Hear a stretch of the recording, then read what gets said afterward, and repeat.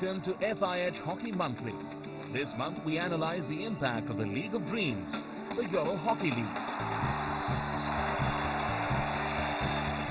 All the action from the EHL Final Four in Den Haag as the season enters its climax. Catch up with Dutch legend Jeroen Delmy, who aims for a grandstand finish to his playing career. And we meet Englishman Chauncey Clark, an avid golfer, accountant, and of course, a deadly striker.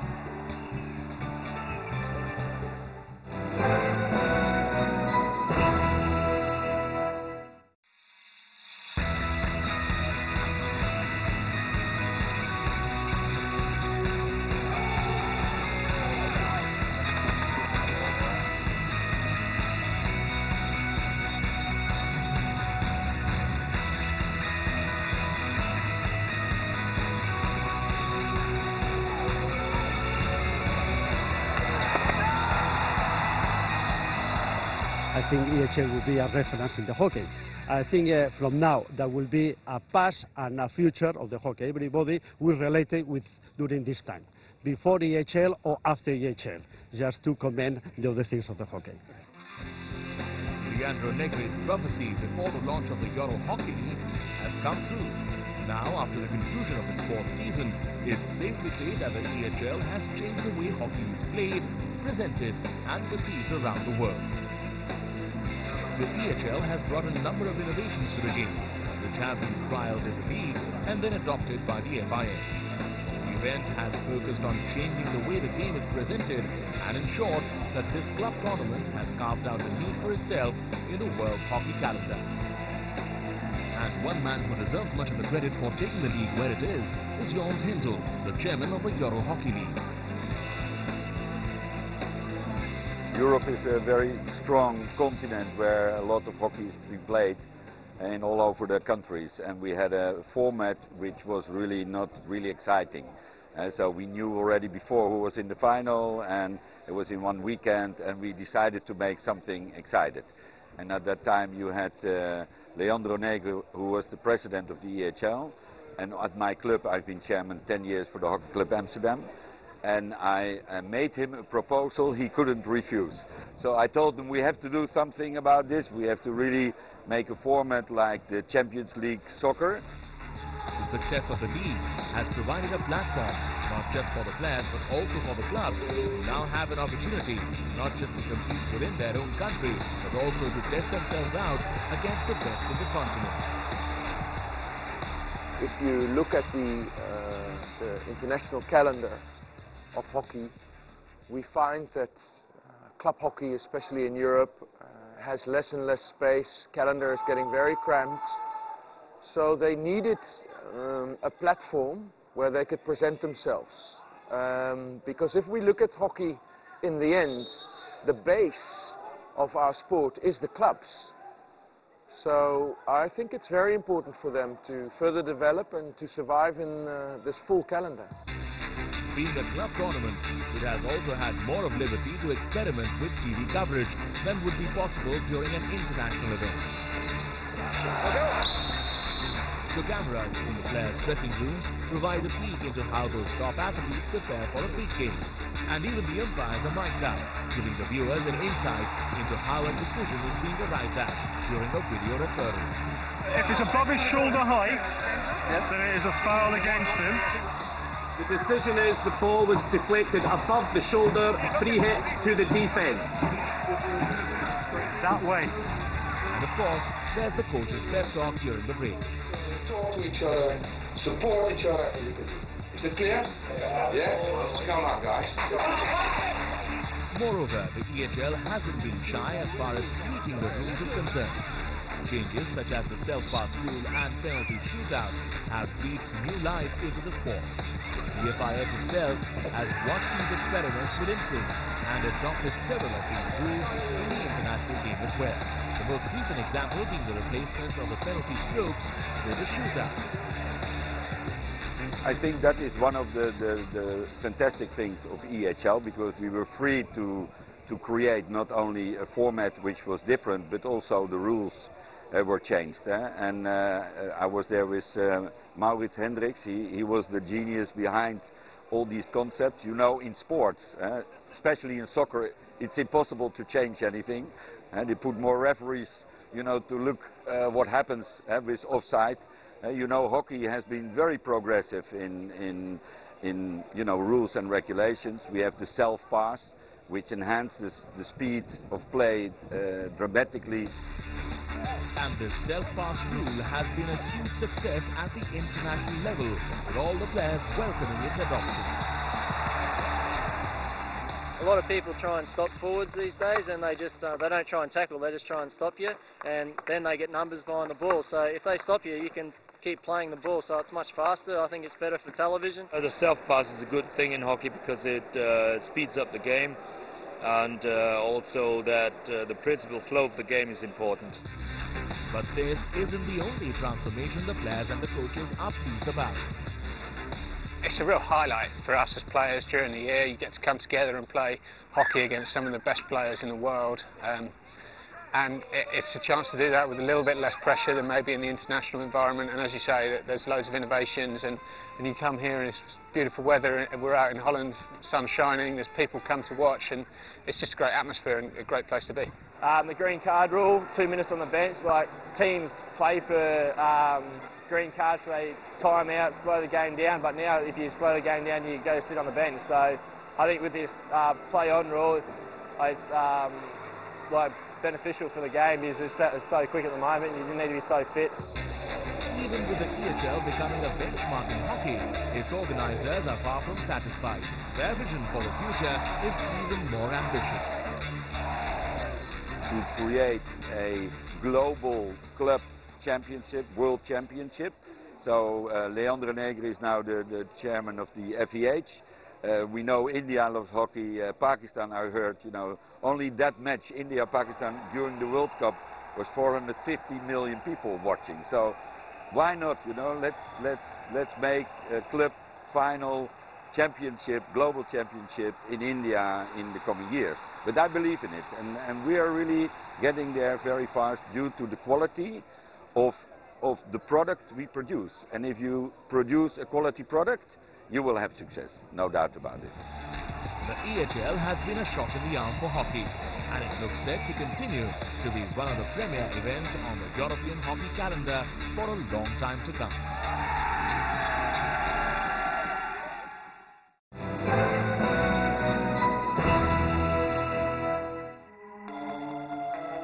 The EHL Season 4 final round action took place in the Netherlands. Den Haag was the perfect setting for the event's finale in June amid sunny skies and pleasant weather. Just 4 teams were left to fight it out for the Alain Danny Trophy. Host Hagerse were up against their Dutch rivals Orange-Zouave, while Reading FC and Spain's Club de Campo contested the other semi-final.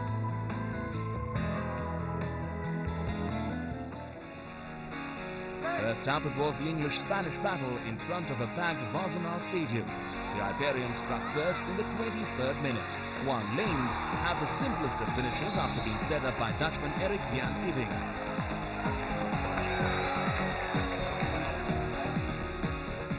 Campo broke the stiff English resistance in the 53rd minute after Kofi Rodriguez beat Nick Brothers from a penalty corner to stretch Madrid's advantage.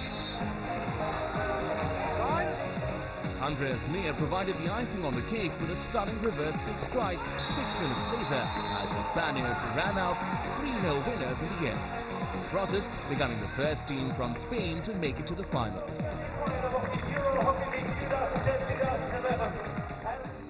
After the break, we catch up with Dutch veteran Jeroen Selmy, who looks for a fairy tale ending to his career. And the EHL action continues.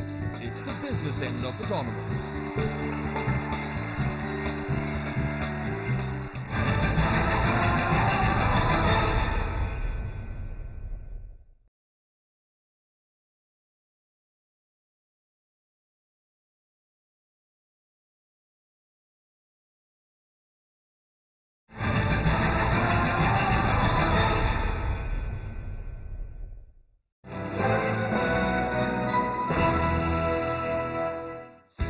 Welcome back. The second semi-final between Dutch rivals Hagessi and Oran Zwart was billed as the battle between two extremely experienced midfields. And OZ had the world's most experienced midfield general in its ranks in Jeroen Delmy, the first man to make 400 appearances for the Netherlands. Delmy's achievements in a 14-year international career are almost unrivaled. The 38-year-old is a double Olympic gold medalist, a world champion, and has also won 4 Champions Trophy medals. After quitting the international scene in 2008, his enthusiasm hasn't diminished. I think it's the game itself, but also my motivation. I love the game. I love new skills, new techniques. I still, at my age, I try to get better every training. I see young guys do new things and say, well, why can't I do that?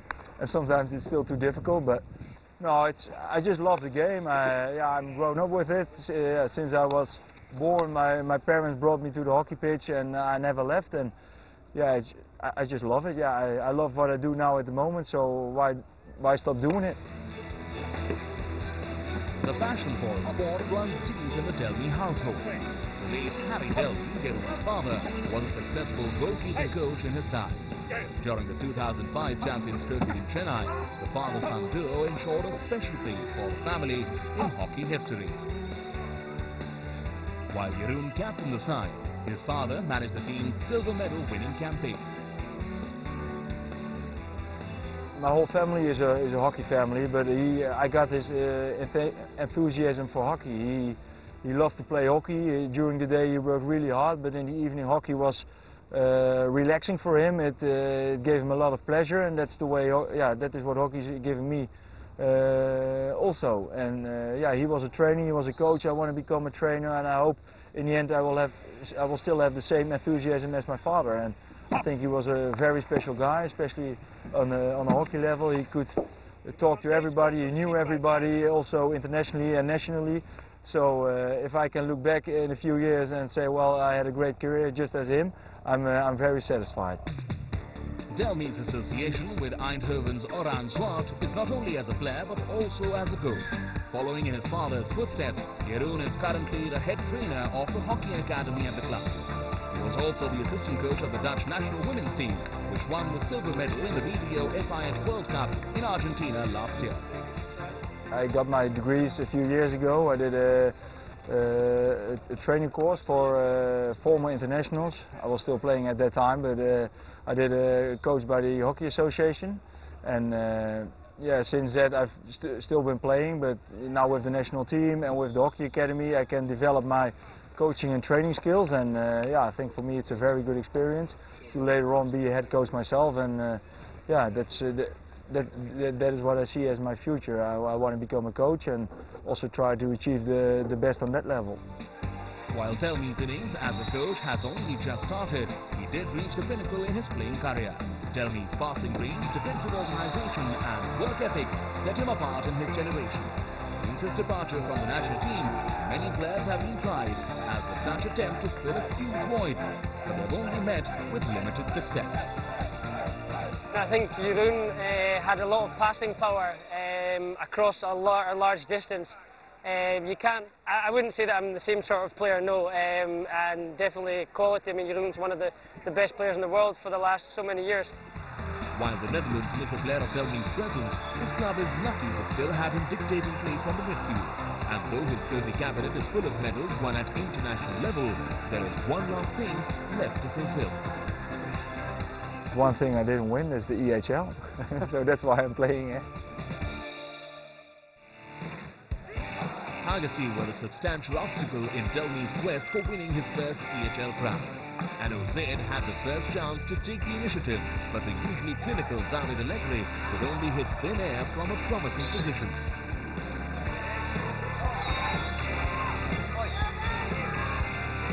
OZ were made to pay for that miss as Tino Franz Tauber powered home from a short corner to give Hagessi the lead in the 15th minute.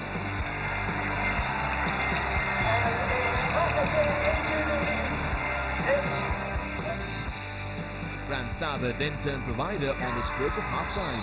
His flick from a penalty corner variation was tapped in by skipper Rob Short as Hagessi pulled away to a 2-0 lead. Franz Dauber sealed his Man of the Match award as he finished off Oran Schwartz's challenge in the 51st minute from the spot. Huddersfield cruised to a 3-0 win and booked a ticket to their maiden EHL final. It's just one step. The next step's a big one. It's even harder than this one. Let's go enjoy it with our crowd, then we forget about it and we move forward. We take care of our bodies for the next one. We go support the crowd, then we come back and do something the same. Okay? Come on!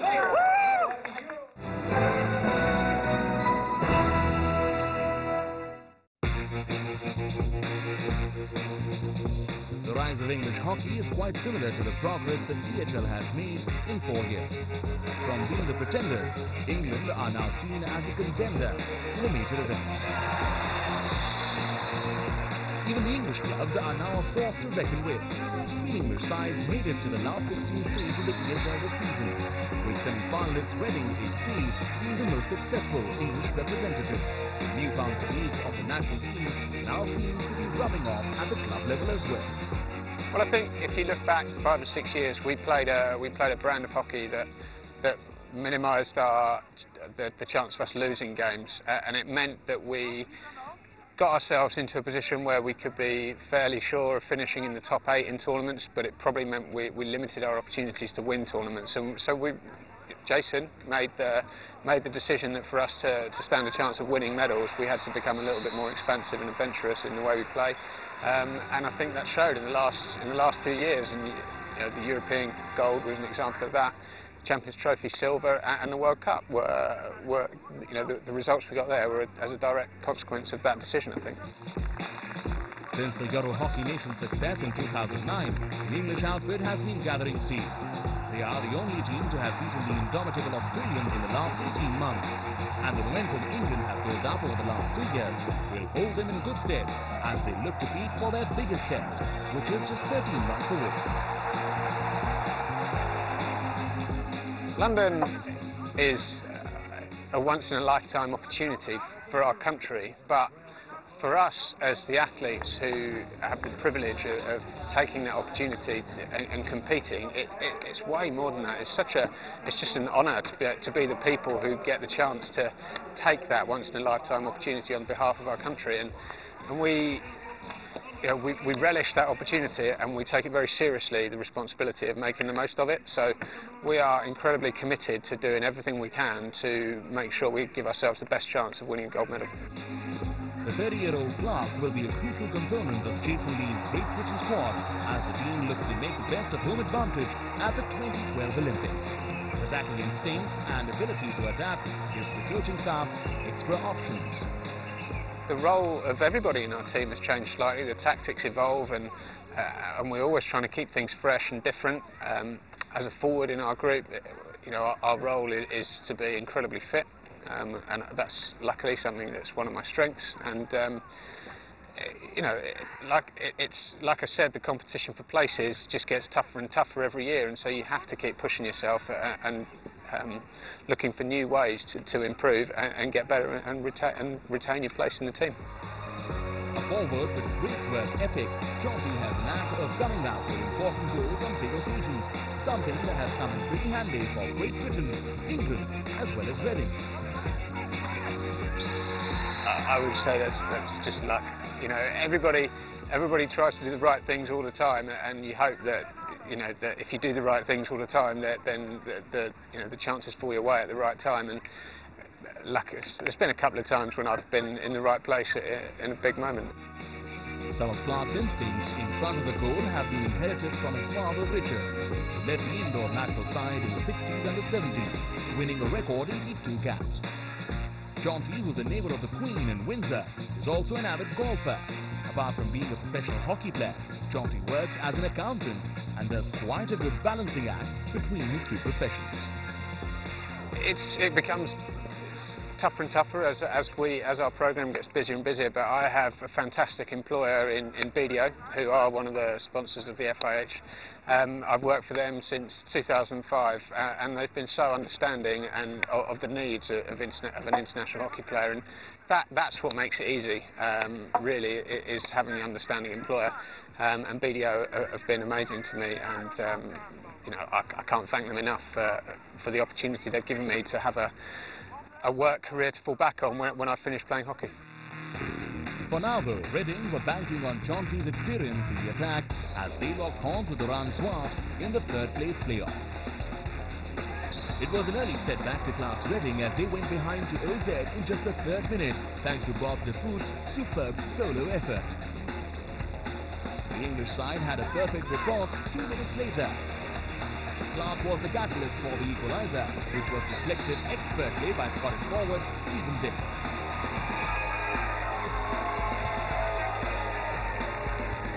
Reading went ahead on the stroke of half-time. Richard Mantel's forceful flick proved too hot to handle for Oran Swart's custodian, Mark Jennenskin. The Dutch side hit back with 11 minutes to go. Jeroen Delmy's through ball found Sander Baart, who made no mistake in slotting the ball past Nick Brothers into Reading goal. The enthralling affair was settled 2 minutes in time. Reading captain Brian Toy scored a dramatic late winner with a volley to ensure Reading's first medal in the EHL.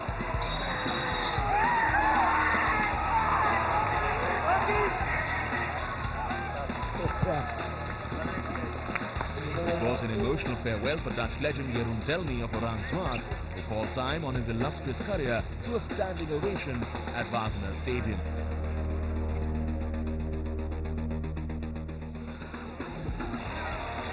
Haggerty were cheered on by a partisan home crowd in the EHL Season 4 final against the Spanish powerhouse Club de Campo. The Madrid outfit started brightly. Eddie Tebau brought out a smart save from Haggerty goalkeeper Sam van der Ven. After a goalless first half, Steady Van Aars worked himself into a great scoring chance, but 5 inches wide as the teams remained deadlocked in the third quarter.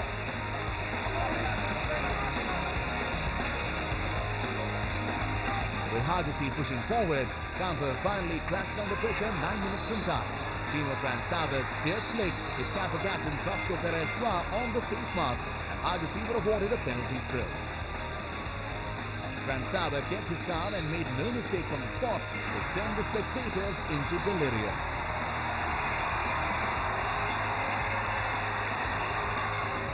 With just seconds left on the clock, Sam van der Ven denied any chance of a Campo comeback with a spectacular save. Haggerty held on for a 1-0 win and were crowned the champions of the EHL for the first time in their history. It was a double celebration for Haggerty skipper Rob Shaw, who deservedly won the Most Valuable Player award as the party began in Den Haag.